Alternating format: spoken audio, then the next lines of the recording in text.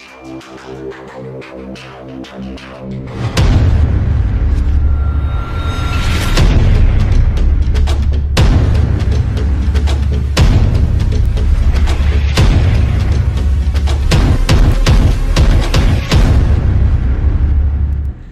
Ibu tadi diperkenalkan ya, saya dari Rumah Sakit Jiwa Dr. Arin Zanardi Klaten ya.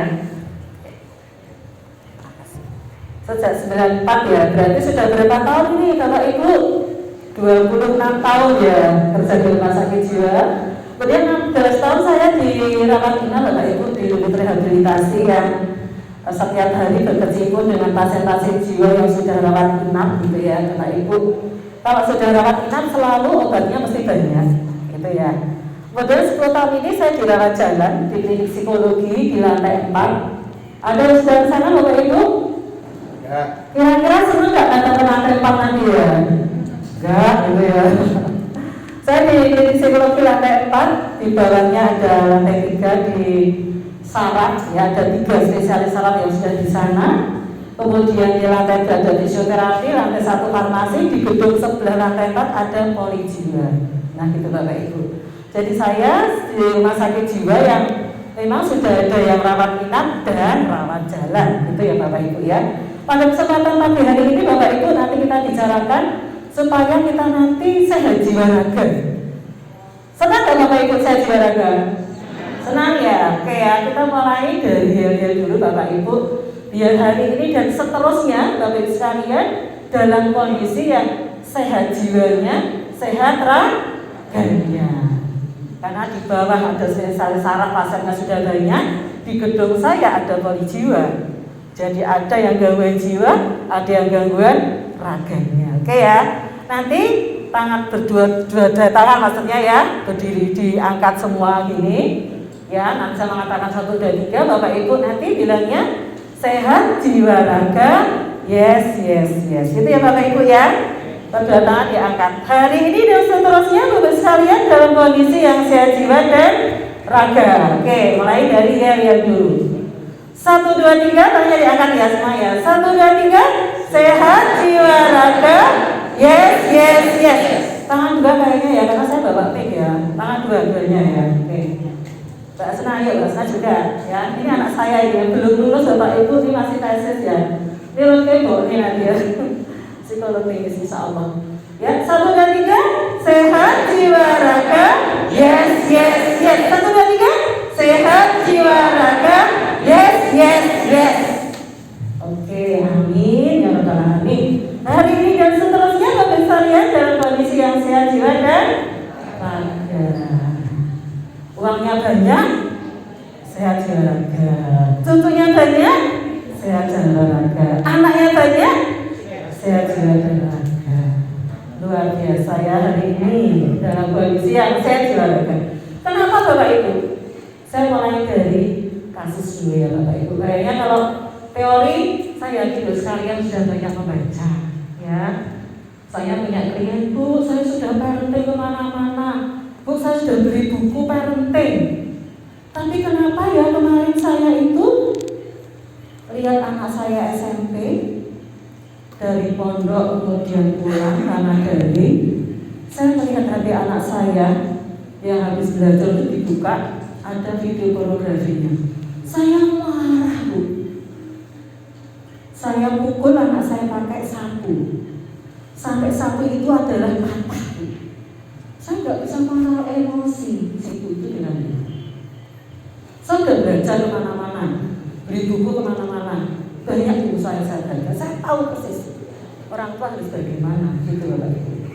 Itu dikirim dari psikiater karena Bapak Ibunya datang sama bertiga anaknya diajak semua gitu ya, mengeluhkan ke psikiater bahwa anak saya nggak bisa diatur tadinya gitu.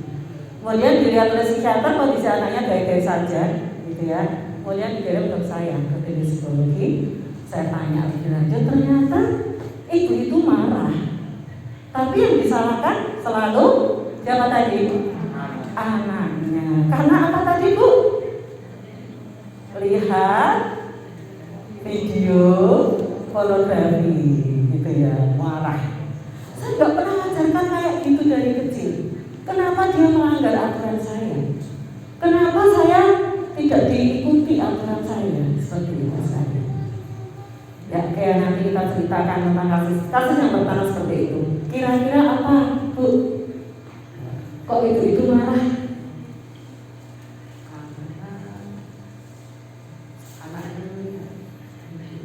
Iya, karena anaknya melihat HP, tidak mengira seperti itu ya. Pondok loh gitu ya Bu ya. Kok nontonnya koyok gitu. Kasus yang kedua, ini sudah rawat inap ya, karena memang sudah mulai ada halusinasi kayak melihat sesuatu gitu, sudah mendengarkan suara-suara, jadi sudah dua, auditori dan visual. Kemudian juga ada wahamnya dia ya, jadi saya jadi rasul dan sebagainya gitu ya. Kemudian ketemunya di rawat inap karena sudah kondisi seperti itu dan nggak bisa tertangani oleh orang tuanya, dia marah-marah rawat inap jiwa. Diobati psikiater hampir 7 hari, kemudian saya dikonsoli, saya datang ke Bansal, saya nanya orang tuanya. Anak itu SMP kelas 2 sudah hafid Quran, enggak itu cowok ya.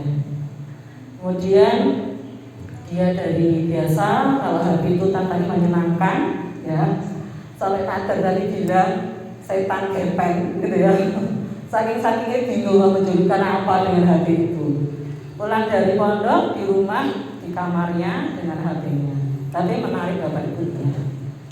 Kemudian setelah berlama-lama dengan HP, bila ibunya sudah nggak mempan ya, kemudian marah-marah, ibunya udah merasa ini perlu ke rumah sakit karena sudah dengar suara dan dia udah tawa-tawa sendiri. Akhirnya rawat inap jiwa sekali.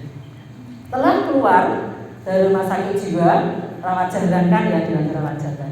Saya bertanya lagi, apa yang dilakukan si anak itu? Ya dia sangat hafid kan, dia ngajinya bagus sekalian, dia pintar banget ya. Sampai kemarin saya ditelepon, suka sini, dia bersama saya, karena rawat selalu mesti konsultasi sama saya.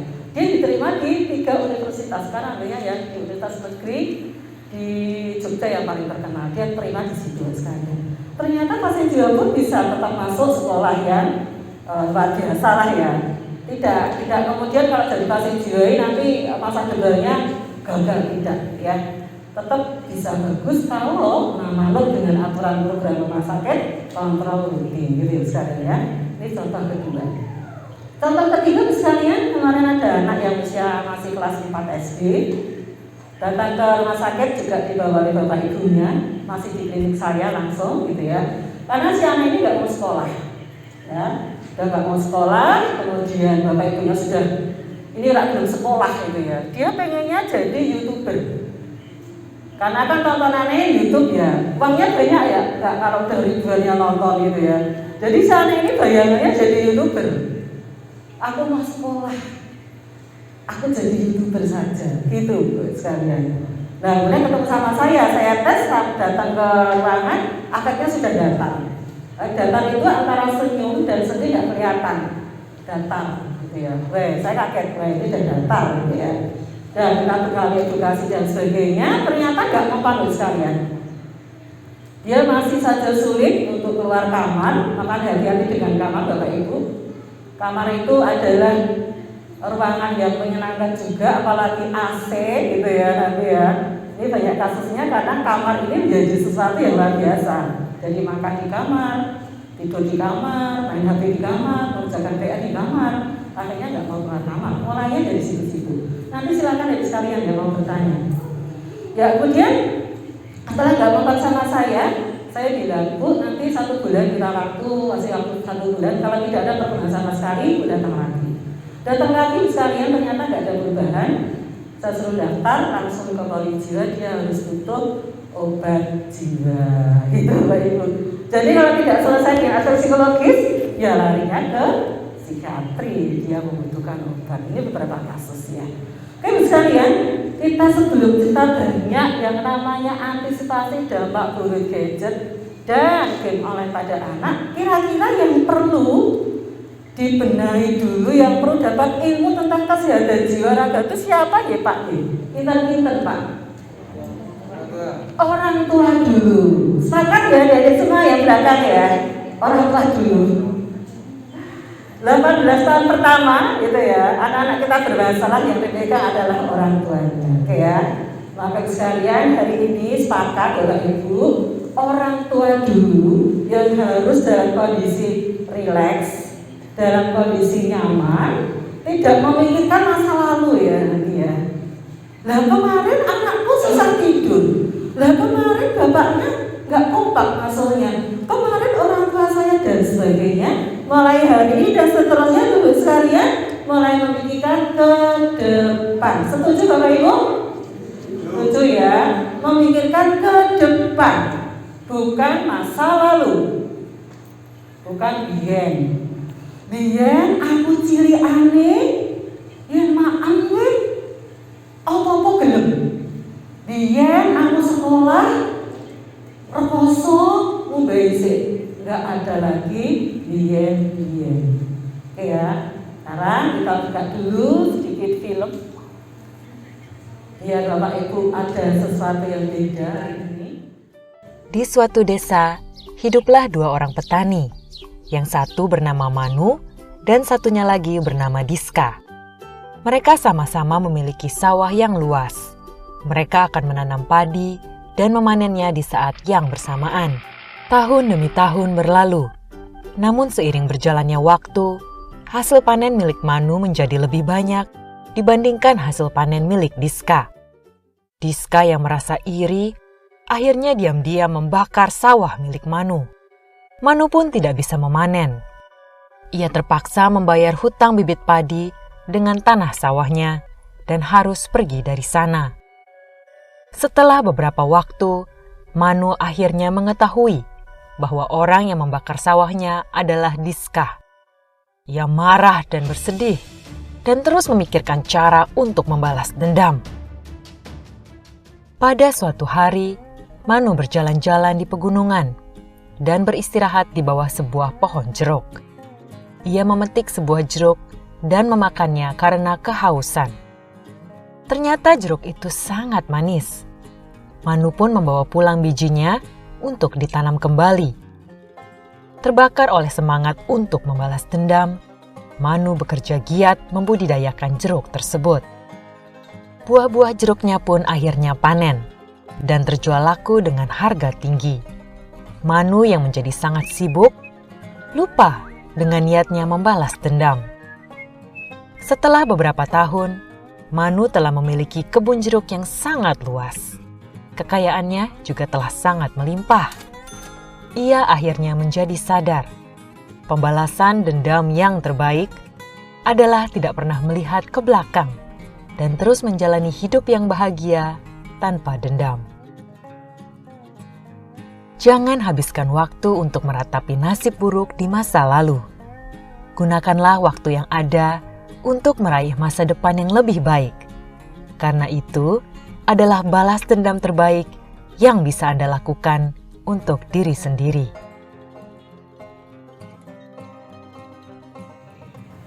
Ya, itu sedikit kalau Ibu sekalian, ada satu yang beda ya, Ibu. Nah, mulai hari ini sekalian, nanti kita akan selalu berbicara ke depan. Jadi, Bapak, ya, jadi tidak lagi untuk menyalahkan pasangannya, tidak lagi menyalahkan pola asuh orang tua kita dulu.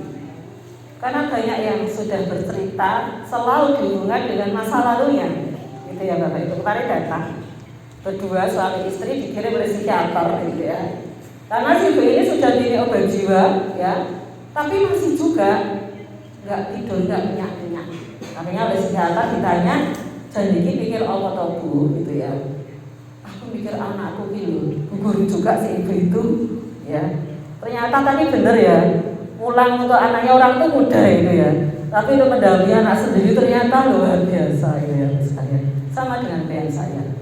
Jadi tanya psikiater, ternyata yang bilang bahwa anakku angel, wis dolanan HP, sholat lali, makan lali Bu, bilang sama dokternya. Terus ketemu psikolog saja yang punya waktu banyak, karena saya nggak obat, Bapak itu karena psikolog ya.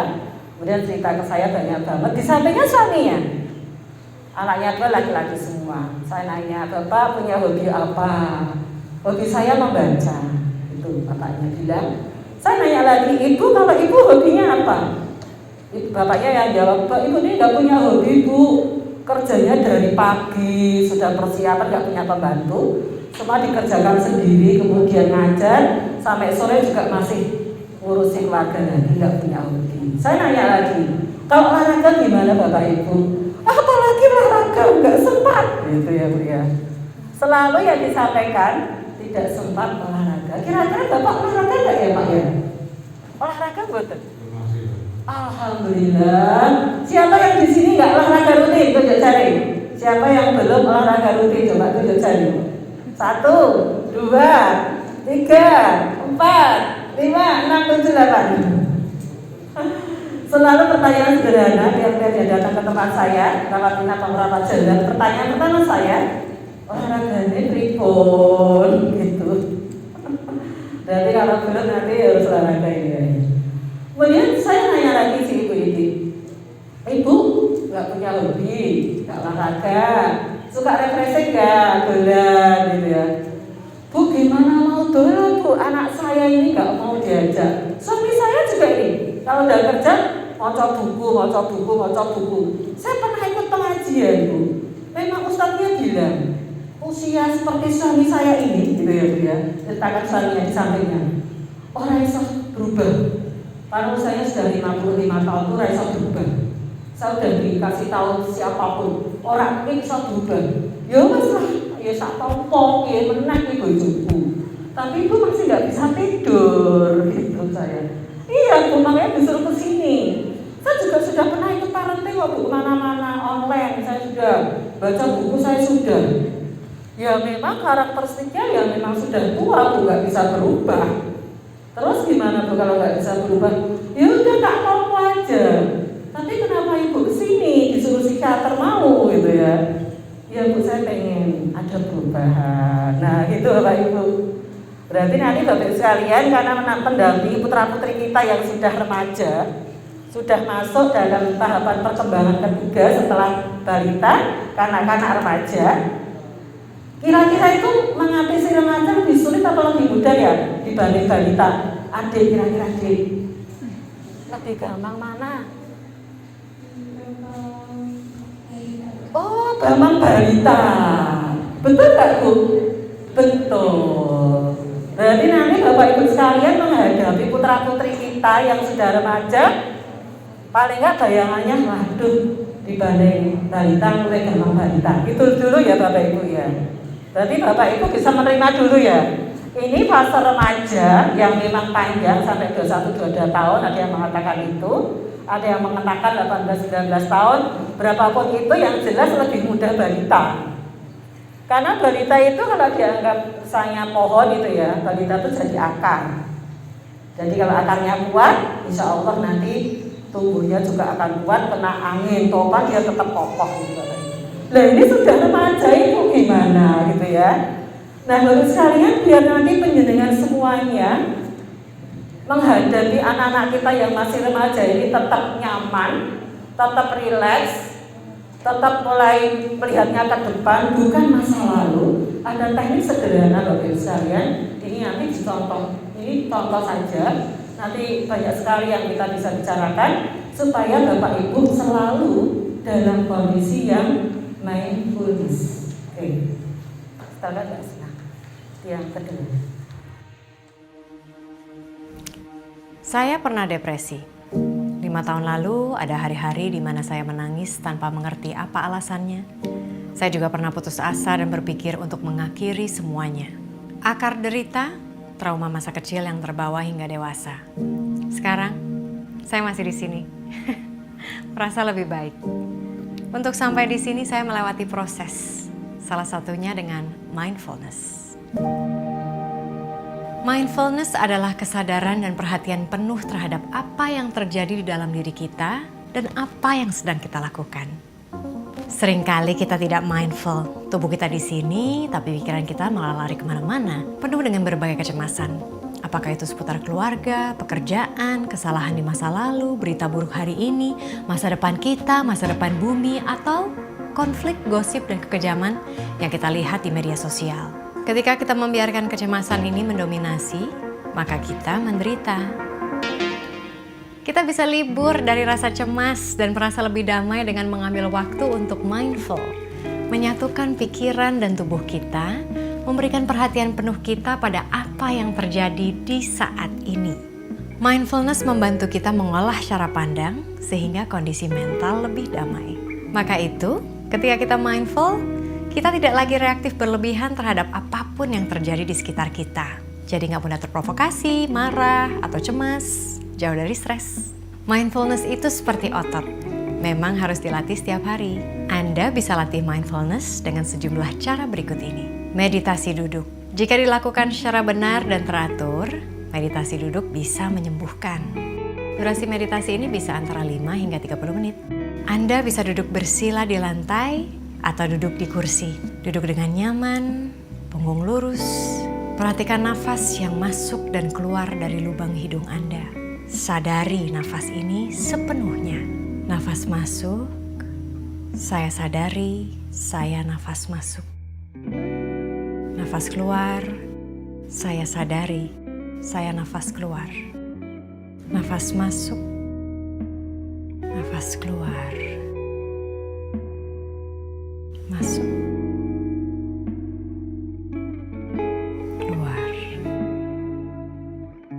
Jika sulit memperhatikan hembusan nafas, Anda bisa rasakan naik turunnya perut. Sadari perut naik turun ketika bernafas. Nikmati nafas ini. Jangan lupa sambil setengah senyum, karena ini merilekskan otot wajah, otak, dan tubuh. Ketika meditasi duduk, tidak jarang pikiran kita lari kemana-mana. Ketika ini terjadi, izinkan. Dan amati saja pikiran-pikiran ini tanpa menilai apakah ini baik atau buruk. Setelah itu, relakan, lepaskan. Meditasi mindfulness melatih kita untuk menahan keinginan untuk menghakimi atau menilai, membuat kita ingin tahu cara kerja pikiran kita, dan memiliki pendekatan welas asih terhadap apapun dan siapapun, termasuk terhadap diri sendiri. Selain meditasi duduk, bisa juga meditasi jalan. Ketika Anda meditasi jalan, rasakan betul kaki Anda menapak tanah. Sinkronkan nafas dengan langkah. Selangkah, nafas masuk, selangkah, nafas keluar. Nikmati nafas ini. Nafas ini adalah tanda bahwa Anda hidup. Bisa juga mindful eating. Ketika makan, perhatian penuh pada apa yang kita makan. Lihat, ucap syukur untuk makanan hari ini dan orang-orang yang telah membantu menghadirkan makanan ini. Kunyah hingga lumat. Nikmati setiap rasanya. Anda bisa praktekkan mindfulness kapan saja dan setiap hari. Salah satu kegiatan mindfulness kesukaan saya adalah beberes rumah, cuci piring, nyapu, ngepel, atau masak. Semua saya lakukan dengan konsentrasi penuh dan saya nikmati. Buat saya, meditasi dan mindfulness adalah bagian dari proses mengenal diri. Semakin kenal dengan diri sendiri, pikiran, hati, dan hidup saya menjadi lebih tenang. Dengan mindfulness, kita bisa akui penderitaan kita dan belajar bagaimana mengatasinya. Kita tatap derita secara dalam, cari akarnya, dan pada akhirnya lepaskan. Stres karena derita berkepanjangan hanya membuat kita sakit. Selalu ambil waktu untuk kembali ke diri sendiri dengan memperhatikan nafas kita di saat ini, demi menghindari kecemasan dan menyembuhkan luka batin. Dengan mindfulness, semoga Anda juga merasakan ketenangan yang sama.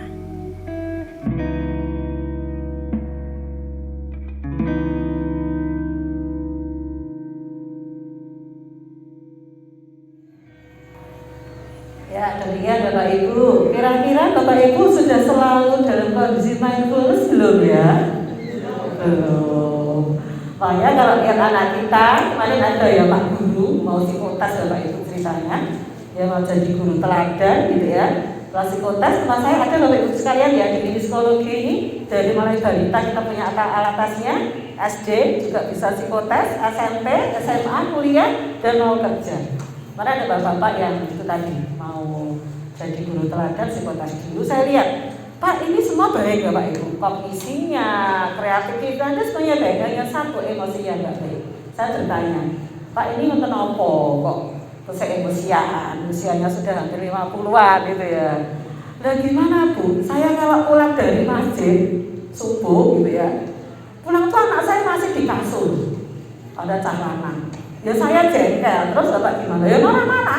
Oh itu dia, keluar di psikotes Mbak ini. Jadi Bapak Ibu nanti sebelum kita menghadapi anak kita di SMP yang daring sekarang akhirnya game online dan kecanduan gadget, saya punya buku Bapak Ibu. Oh iya, saya jualan buku harganya 40.000 tentang gadget kebetulan, nanti bisa koordinasi dari pihak sekolah. Di situ saya tulis dari kasus balita sampai dewasa Bapak Ibu. Ini kebetulan ya, ini buatan saya sendiri. Saya nampung kasus-kasus yang ada di Minisurologi, saya tulis, kemudian saya isi dengan penelitian-penelitian, ini tesis saya. Yang terakhir ada solusinya Bapak Ibu. Ya silakan nanti kalau tertarik bisa kerjasama dengan sekolah dan harganya 40.000 ya. Nah demikian juga yang selama ini yang banyak sekali, kenapa sih orang tua kok masih gitu ya, masih lihat anaknya tidur dalam kondisi subuh marah. Anaknya nggak mau sekolah, marah. Kemudian anaknya jalan-jalan keluar terus marah terus.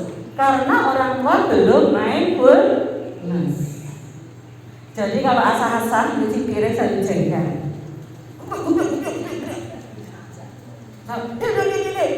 Putrane ben krungu. Garwane sing dolanan manuk terus bojoku dolanan manuk terus ben krungu. Jadi enggak rileks. Gitu Bapak Ibu yang terjadi, ya. Kita alami semua kali ya. Nyuci juga gitu, masukkan mesin cuci, blek.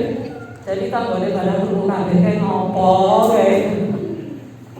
Belum kalau manggil putranya ya, dolan terus itu, dari rumah jujur. Siapa nih? Ini janji, ini sing perlu konsultasi sopo. Gitu ya Bapak Ibu. Nggak tahu bahwa ini tuh amanah loh. Anak ini titipan Bapak Ibu. Titipan Gusti Allah. Entah apapun kondisinya itu titipan Bapak Ibu. Jenengan harus gula mentah.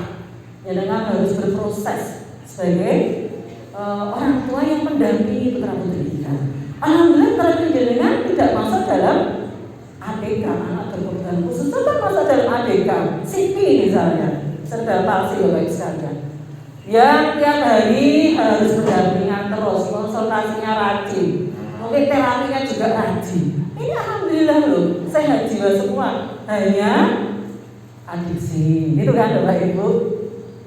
Dolanan HP terus. Dan dulu kenapa diberikan HP? Kan gitu. Dulu tuh siapa yang memberikan?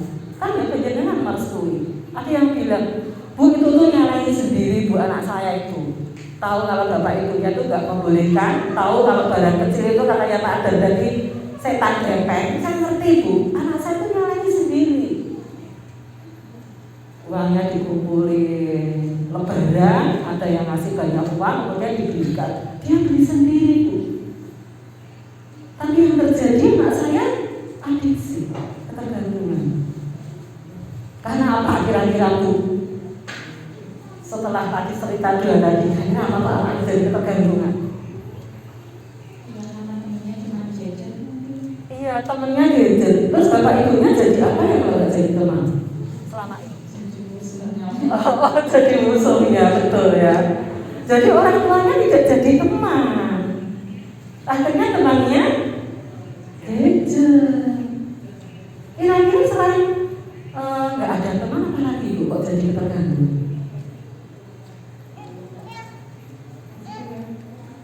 Tadi kan anaknya kan beli HP sendiri, nggak repoti orang tuanya ya. Tapi kenapa kemudian jadi adiksi, jadi ketergantungan? Tadi itu tadi bilang nggak ada temannya, bapak ibunya jadi musuh ya. Kalau teman jadinya apa? Kurang kegiatan yang lain, jadi Iya, kurang kegiatan yang lain. Sampai saya itu mengatakan klien saya gerak itu sampai 3 Bu. Gerak olahraga, gerak produktif. Ini bahasa saya ya, bahasa psikolognya sekitar sini loh ya. ya gerak produktif, yang ketiga gerak rileks. Jadi gerak-gerak terus gitu ya Bapak Ibu ya. Sampai saya punya kata-kata sing piye sing gampang diterima ki apa sih? Karena orang itu harus bergerak gitu. Karena tadi di lantai 2 ada fisioterapi yang menggerak-gerakkan tubuh ya dengan alat dan teknik-tekniknya fisioterapi. Selain itu Bapak sekalian, kayaknya dibuka dulu Mbak Asna. Jadi adiksi itu bisa karena memang gadgetnya ini Bu yang membuat adiksi. Nah ini ceritanya. Ya, ini sekalian, ini pengguna internet di Indonesia. Kira-kira yang paling banyak usianya berapa Bu di situ? Iya, di masa apa itu? Remaja. Remajanya remaja tengah dan akhir. Remaja awalnya 12-13, ada yang mengatakan 11 sampai 12 itu ya Bapak Ibu ya, banyak teori sih. Yang paling banyak penggunanya ada 15 dan 19 tahun. Berarti putra-putri Ibu sekalian yang di sini ya paling banyak menggunakan. Oke, lanjut Mbak Asna, kayaknya cepet aja ini. Data terbaru Bapak Ibu ya di situ ya, yang paling banyak di mana ya? 124%.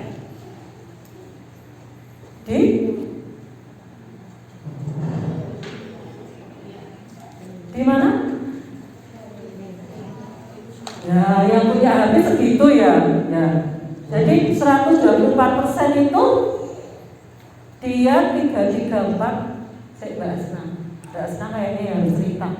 Maaf ya buat anak saya, Mbak Asna cerita. Bisa berdiri sini. Nah, jadi data terbaru tahun 2020 di Indonesia ada 272 juta orang yang mempunyai koneksi, ada 3.338 juta. Jadi lebih dari satu orang tuh kemungkinan memiliki lebih dari satu nomor. Kemudian yang aktif menggunakan internet 175 juta orang, dan yang menggunakan sosial media itu 160 juta orang. Itu maksudnya. Ya, berarti itu Bapak Ibu.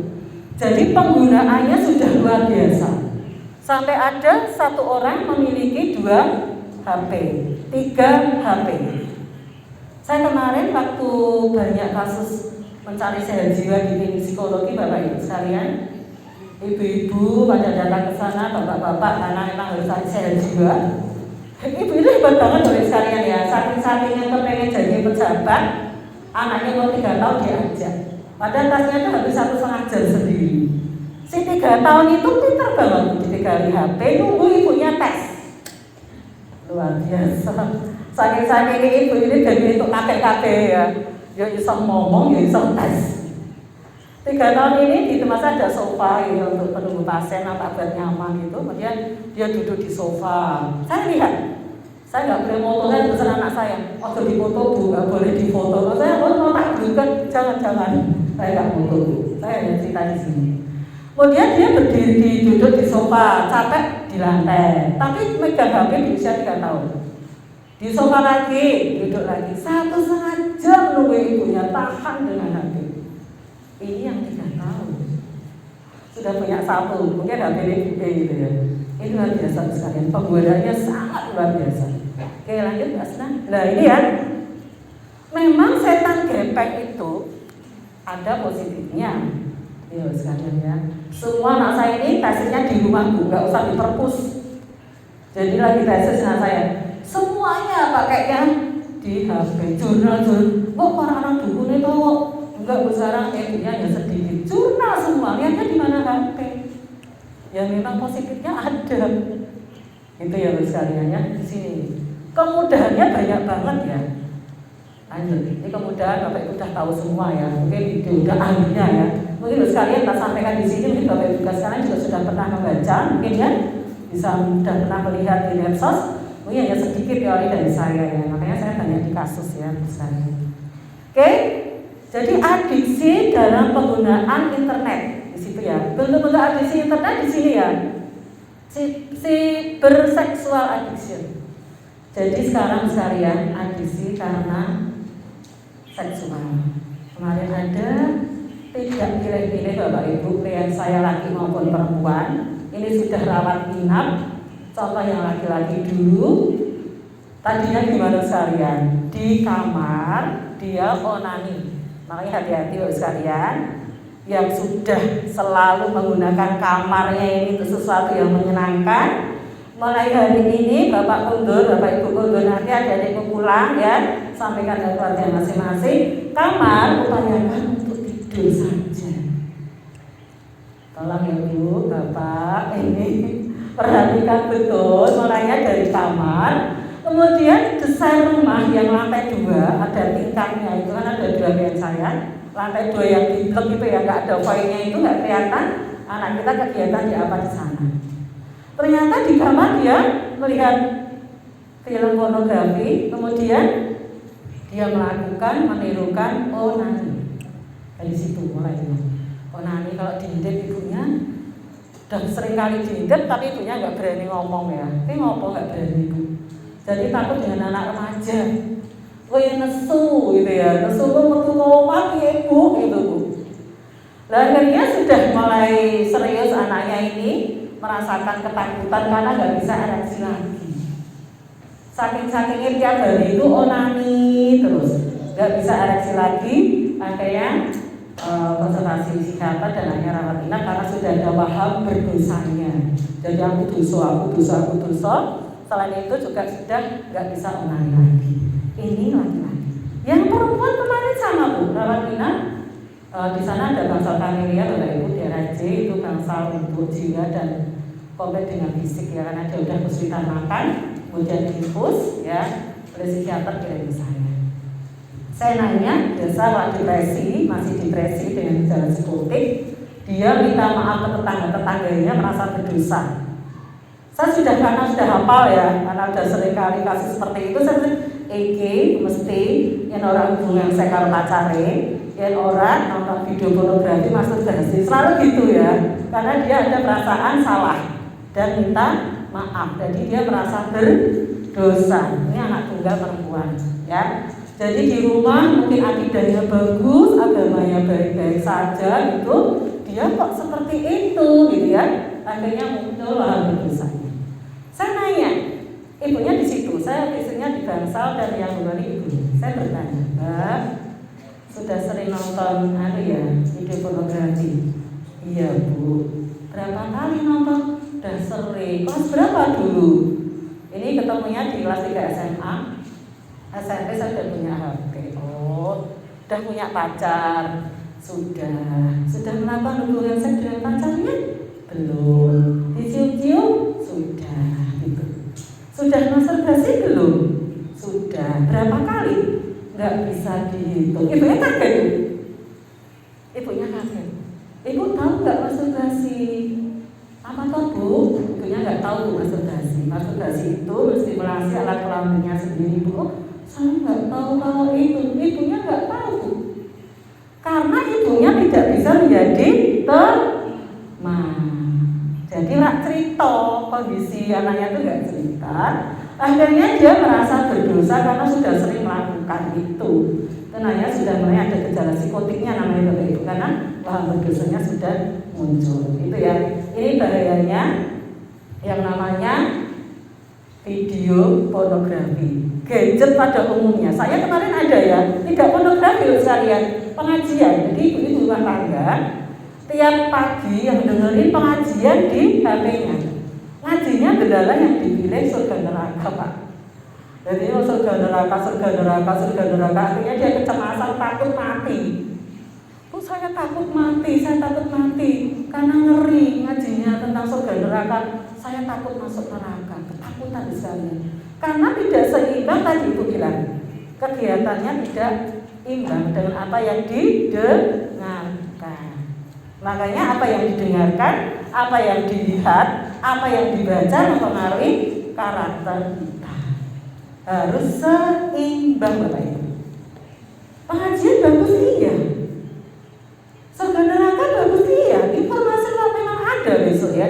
Tapi kalau tidak diimbangi dengan aktivitas yang lain, akhirnya otak isinya hanya surga neraka, dan dia merasa takut mati. Dan beberapa yang datang seperti itu. Terus sekalian ya, kemudian kemarin ada yang anak muda ini yang suka drakor. Jadi yang suka drakor, Hati-hati kalau nontonnya di malam-malam hari ya. Karena konsep mau tidur itu sebaiknya didengarkan yang positif ya. Mau tidur juga didengarkan yang positif, yang dilihat yang positif. Bahayanya mau tidur sama bangun tidur. Saya lihat kemarin juga karena ini katanya dengan gadget pada umumnya. Dia nontonnya drakor yang sedih-sedih jam 11 malam sampai jam 1 malam, kemudian dia tidur. Berulang-ulang seperti itu. Datang klinik saya, Bu, saya sedih Bu, pengen nangis. Kenapa? Enggak tahu penyebabnya. Semester 3 Bu bidan. Saya gampang Bu, wong ya kulino gak anak wedok gitu ya, tontonan drakor. Saya bilang, nonton drama Korea, iya malam, iya jam berapa? Jam 1 sampai jam berapa? Sampai jam 2 jam 3. Nah itu penyebabnya. Sudah dihilangi itu aja. Nanti kalau nggak sembuh datang lagi ke tempat saya. Kalau nggak sembuh lagi nanti tak kasih kirim ke psikiater biar dapat obat Pak. Karena kalau nggak selesai dengan psikologis harus dengan lanjut ke psikiater. Alhamdulillah baik. Karena faktor penyebabnya jelas. Nonton drama Korea gitu. Kalau stresornya jelas, insya Allah gampang. Tapi kalau tidak jelas, dicari dulu. Makanya datang ke psikolog biasanya dicarikan. Ini ngopo ya anak jadi adiksi ini kenapa dicarikan penyebabnya dulu. Kemudian diselesaikan penyebabnya, kita evaluasi 1-2 bulan. Kalau nggak selesai baru datang lagi, kita kirim. Kalau nggak bagus, kita lanjutkan psikiater. Kalau ada perkembangan lanjutkan terus program psikolog. Tadi keseimbangan aspek gerak. Makanya ada 3 gerak tadi. Apa Pak tadi geraknya? Saya mengatakan 3 gerak. Lupa. Kenapa Pak? Lupa juga. Padahal saya masih di sini loh Pak. Wah nanti Bapak Ibu sekalian harus praktek loh ya ini. Soalnya sebelum kita bicara anak-anak nanti harus mendampingi, harus membisiki, harus ngajak itu jangan harus memiliki dulu ilmunya Bapak Ibu ya.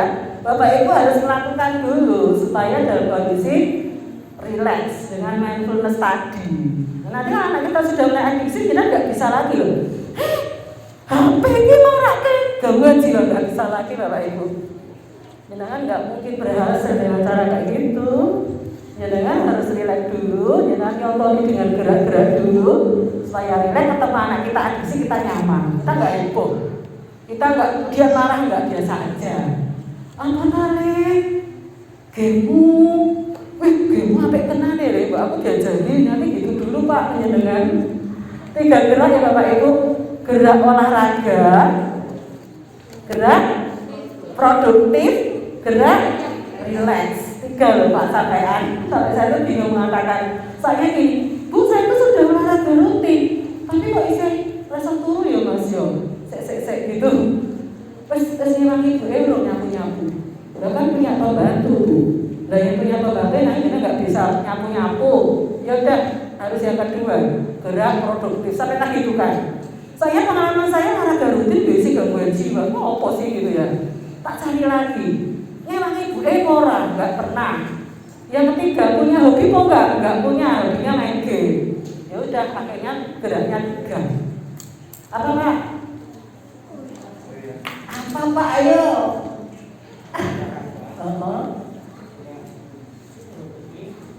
Ya, yang apa ya Pak ya?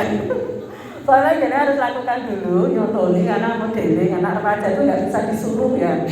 Mas kan nggak bisa ya Leo nggak pakai gitu.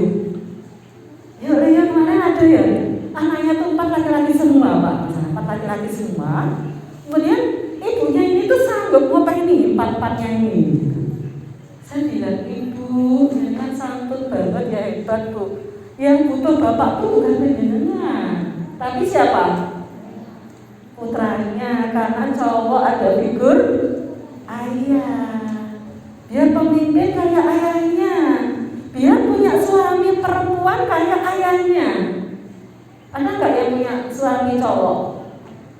Maksudnya jadi homo dan lesbi? Banyak ya soalnya ya. Ini mas-masnya mungkin sudah tahu semua nih yang di Klaten.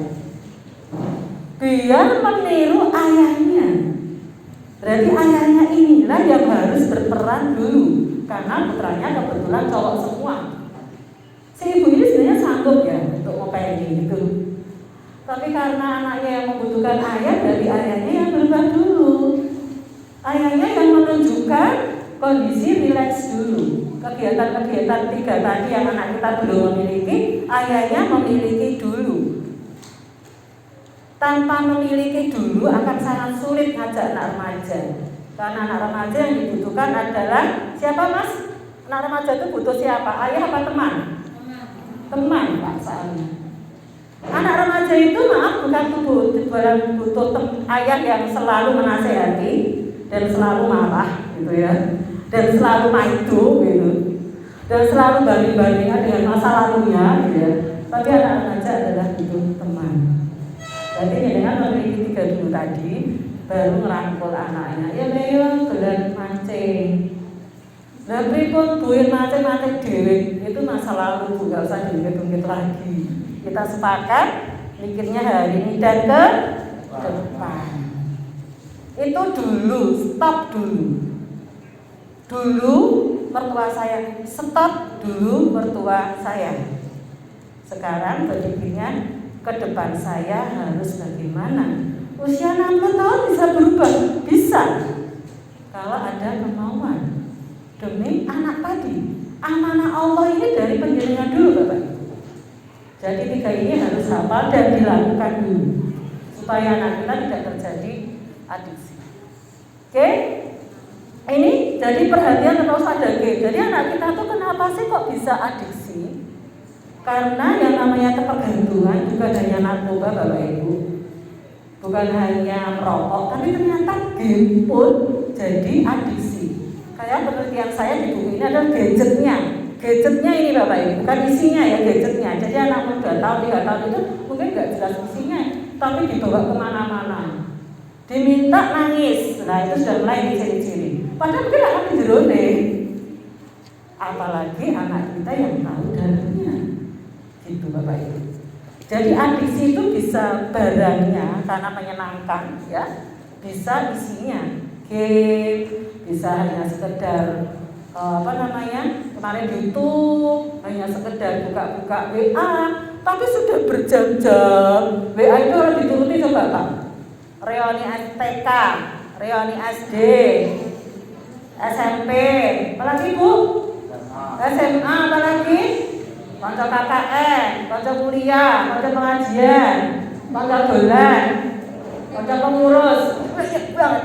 Coba kalau dibalas WA berapa jam, nggak habis-habis. Itu nanti sudah adiksi juga. Gitu Pak Ibu. Bahayanya tuh itu, makanya kenapa harus seimbang. Ada otak kanan, ada otak kiri, gitu Bapak Ibu. Yang harus diisinya seimbang. Kira-kira kalau main HP itu dominan yang otak kanan otak kiri ya dia. Otak kamu kiri, betul. Jadi moco. Kemarin ada klien saya, Bu, saya itu merasa nangis Bu, saya sedih. Kenapa saya usia 25 tahun kok saya belum bisa berhasil ya? Dan jenengan itu baca apa? 25 tahun harus berhasil. Artikel Bu, artikel apa di WA? Jadi ada artikel di WA itu umur 25 tahun itu udah sukses segalanya katanya. Ya wis keluarga, ya wis karirnya naik gitu. Lah masa dewe iya Bu. Makanya sedih usianya sekarang 25 tahun, dia belum nikah, dia hanya di bimbel merasa tidak berhasil. Dia sudah ada ciri-ciri depresi karena bacaan yang dipilih adalah artikel yang usianya 25 tahun yang harus berhasil. Dan nggak usah baca Mbak, kayak gitu dibaca terus, jadinya mempengaruhi karakter kita. Itu Bapak Ibu, ya, karena itu di otak kiri. Itu Bapak Ibu. Makanya harus seimbang di otak kanan. Otak kanan itu apa aja tuh Bu? Siapa tahu Ibu kayaknya ya? Otak kanan apa aja Bu? Apakah isinya di otak kanan? Nyanyi terus? Nyanyi, apalagi Dek, adik-adik nih, mahasiswa seneng-seneng ya. Apa seneng-seneng yang main HP juga seneng loh Pak. Apa kira-kira Dek? Apa yo, salah nggak apa? Apa isinya di otak kanan? Apa Bu? Kreativitas, ide, gagasan, mencipta, olahraga, seni, nyanyi, ya itu isinya otak kanan.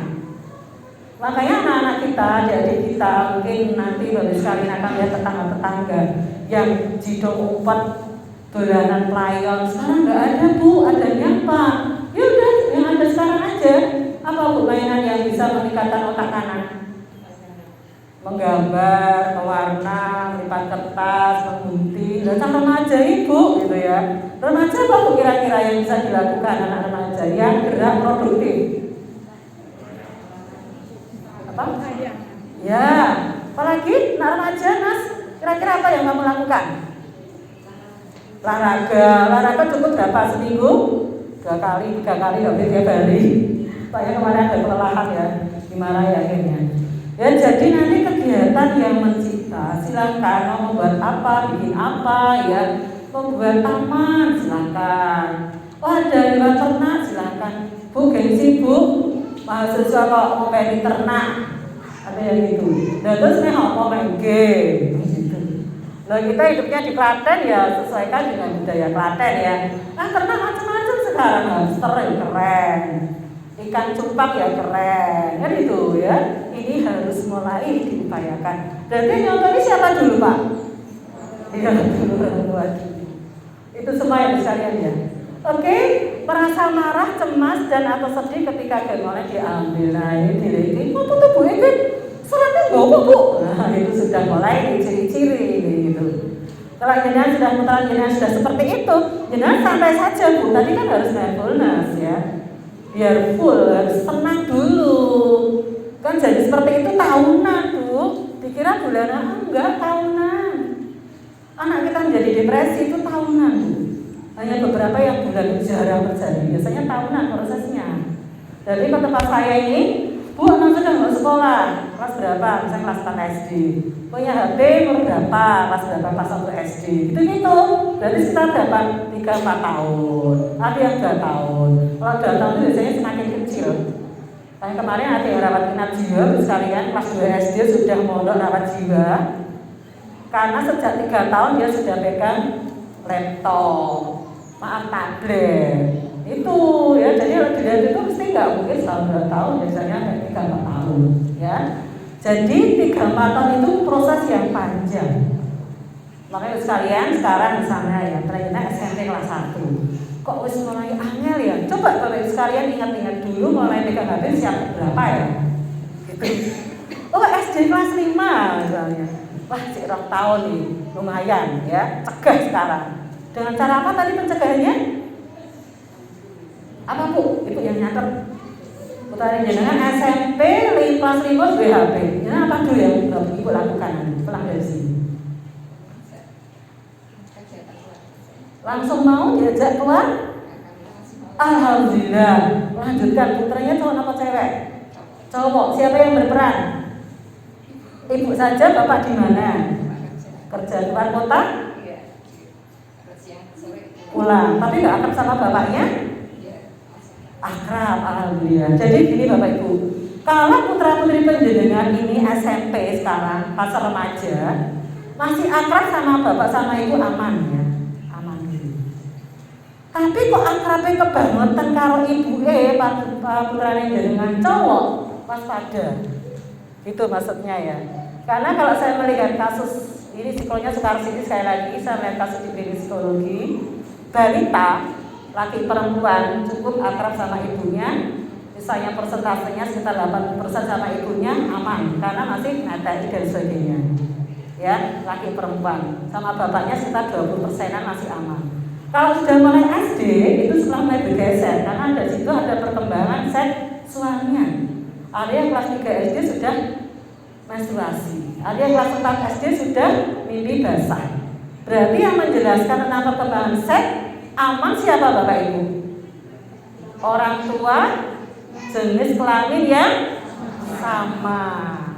Makanya mulai SD sudah mulai digeser-geser dekat dengan orang tua jenis kelamin yang sama. Sekarang sudah banyak pelajar seksual Bapak Ibu. Kemarin saya di Blitar sudah ada. karena tidak dijelaskan oleh orang tua jenis kelamin yang sama. Ini bagian-bagian tubuh yang boleh dipegang mana, yang tidak boleh dipegang mana, harus dikasih tahu. Sekarang pelecehan seksual sudah mulai banyak dan pelakunya tidak jauh-jauh dari rumah tinggalnya. Itu ya sekalian ya. Kemudian remaja separuh-separuh Bapak Ibu. Karena anak kita bisa merasakan sensasi dipeluk ibunya kalau anak laki-laki. Anak perempuan bisa dipeluk ayahnya, merasakan oh ini kok didekat seorang laki-laki. Dia merasakan. Saya punya klien ya, karena tidak pernah ada ilmu tentang bagaimana pranikah, dia punya istri nggak bisa ereksi lagi. Karena dia mencintai santri-santrinya, anak kecil-kecil dia cintai. Sama istrinya dia tidak bisa melakukan hubungan seks.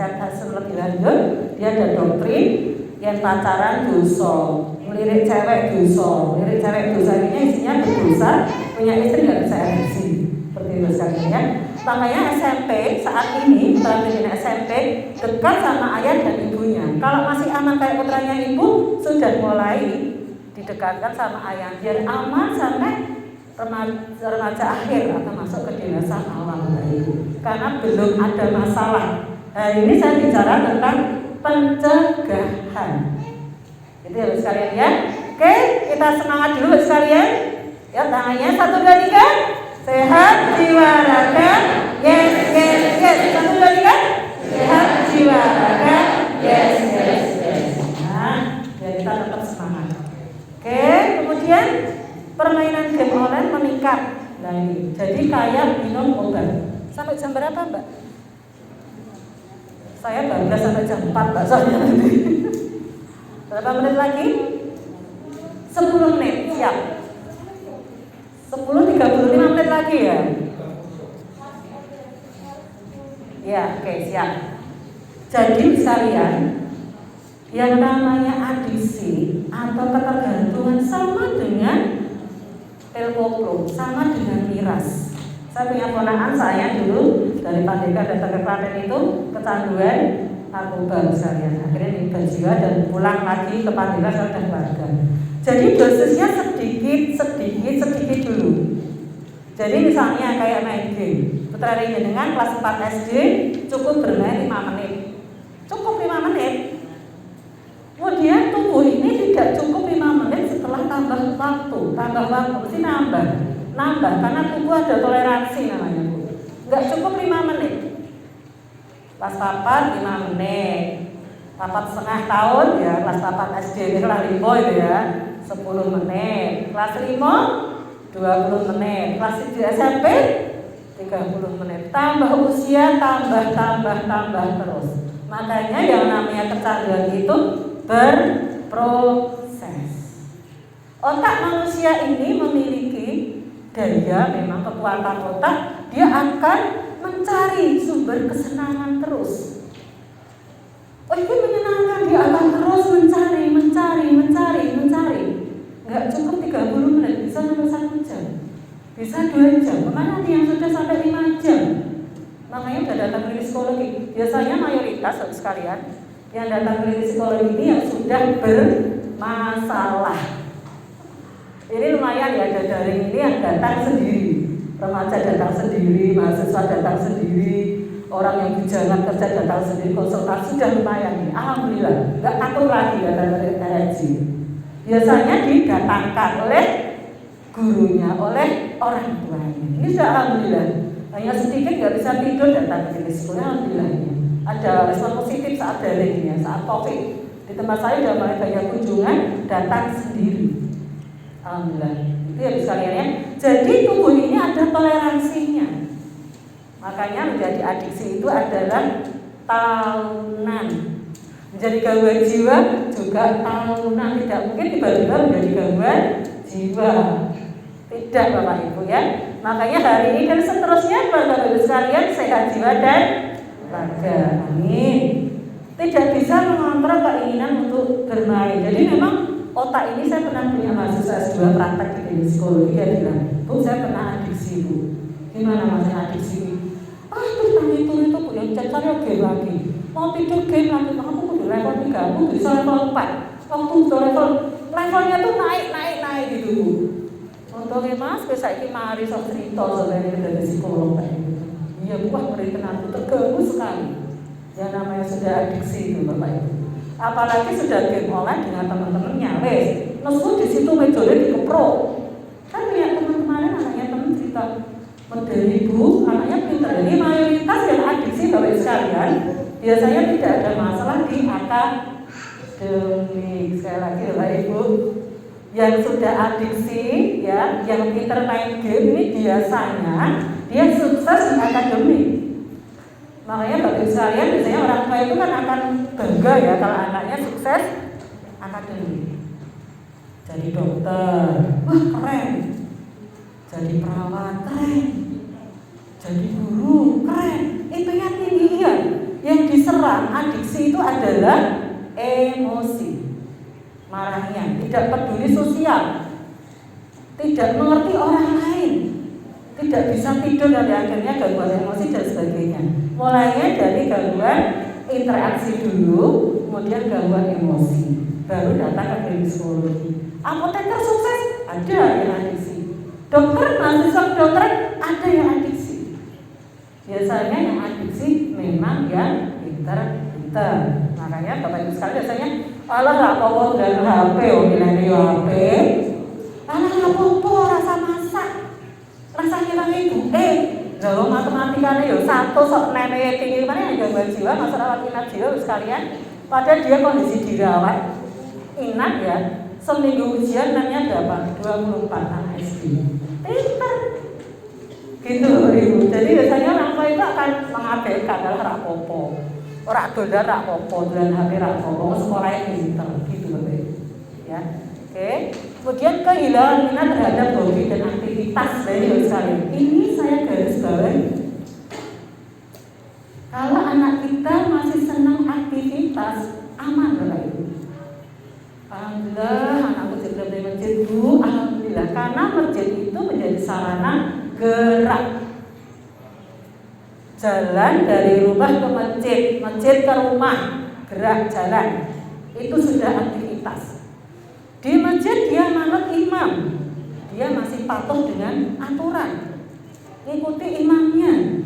Ketemu orang meskipun nggak ketawa, lama-lama gabur mesti guyu, rakyat melek merowok, bukan meruh tapi. Jadi yang selama ini intervensi yang pertama kali untuk anak-anak yang sudah adiksi, kalau muslim larinya ke masjid Bapak Ibu. Terus masjid saja Pak. Wes orang belan apa-apa, saya penting ke masjid dulu. Udah nggak mau Bu ke masjid, saya ke masjid juga nggak mau, saya ajak. Ya wes Pak, Bapak ngalah. Bapak rasa di masjid, Bapak ning omah, yang penting imam karo putrane, sampai saya gitu. Karena sholat ini sebenarnya aktivitas yang luar biasa. Kita kaitkan dengan mindfulness, kita bisa mindfulness banget dengan sholat. Jadi alhamdulillah kita diberi hidayah Islam itu luar biasa banget. Sampai kemarin saya punya klien non muslim, saya belajar, saya bilang ini, Bu belajar sama teman kita yang muslim Bu ya. Ke masjid itu 5 kali, ke gereja cuma seminggu sekali Bu. Kalau bisa coba Bu setiap hari putra diajak ke gereja. Biar keluar rumah dari rumah ke gereja. Sehari aja gak apa-apa Bu, tapi jangan seminggu sekali. Oh iya Bu, saya koordinasi dengan dia gereja. Alhamdulillah tercapai Bu. Karena kalau sudah adiksi itu aduh, kalau nggak dirangkul diajak metu aneh loh Bapak Ibu. Karena obat gitu Bapak Ibu ya. Jadi aktivitas inilah makanya tak bertiga lagi. Aktivitas apa Bu? Ya, tolong ya Bu ya. Jadi anak laki-laki, adik-adik yang laki-laki jangan sampai malu, jangan sampai menjadi tidak nyaman ikut masak. Masa itu ajar kreativitas yang luar biasa ya, sekalian ya diajari. Itu banyak banget yang bisa terlihat. Kemudian terjadi permasalahan psikososial tadi, ora kenapa bone, tidak mau jajan ibu sak gelem opo dibungkus ki wae, hati-hati. Kalau sudah seperti hati-hati Bapak sekalian. Tidak bilang ora gelem, maaf jalan dibungkus ki sudah waspada. Kemudian pendidikan banyak yang beberapa yang tadi pengen jadi game online ya, apa namanya YouTuber, pengen jadi programmer ya, sekolah pengen jadi programmer. Aduh, dalam pekerjaan ya, jadi nggak konsen dan sebagainya. Kemudian berbohong kepada orang lain terkait game online. Biasanya pada bohong, beli kuota, minta ini ke sekolah dan sebagainya hanya untuk beli kuota ya. Dia sudah mulai bohong. Bermain game online itu menghindari perasaan negatif. Aku stres, aku diputus pacar dengan game. Loh bapak aku galak banget kok dengan game. Ibuku apa meneh muni terus.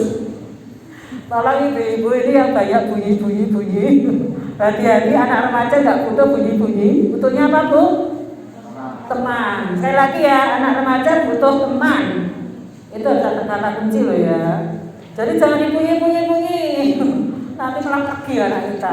Boleh ini gitu ya. Nanti udah campur sama pang-pang ya, sudah bingung juga carinya ya. Itu aja dari saya sekalian. Misalnya salah maaf.